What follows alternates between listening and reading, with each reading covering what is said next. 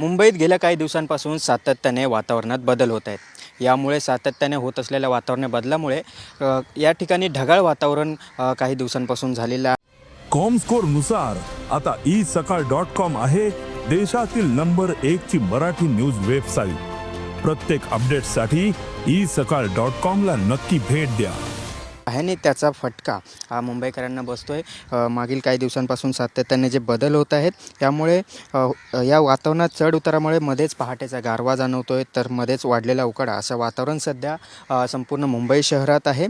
यामुळेच ढगाळ वातावरण झाल्यामुळे सोमवारपासून म्हणजे कालपासूनच या ठिकाणी मुंबईकरांना असंही असा उकाडा सहन करावा लागतो.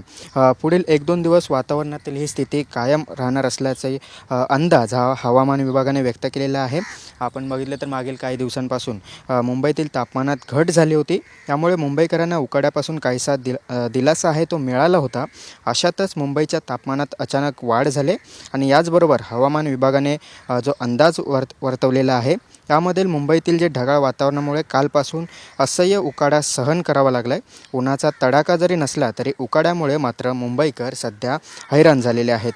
एकंदरीतच सध्या मुंबईत ज्या पद्धतीचं वातावरण झालेलं आहे, वातावरणाचे जे बदल होत आहेत, यामुळे सातत्याने होत असलेल्या बदलांमुळे मुंबईकरांना शहरात जे काही ढगाळ वातावरण निर्माण झालेलं आहे याचा फटका म्हणून मुंबईकरांना उकाड्याचा त्रास हा सहन करावा लागतो आहे. पुढील अजून 1-2 दिवस अशाच पद्धतीचं वातावरण राहील असा अंदाज देखील हवामान विभागाने वर्तवला आहे.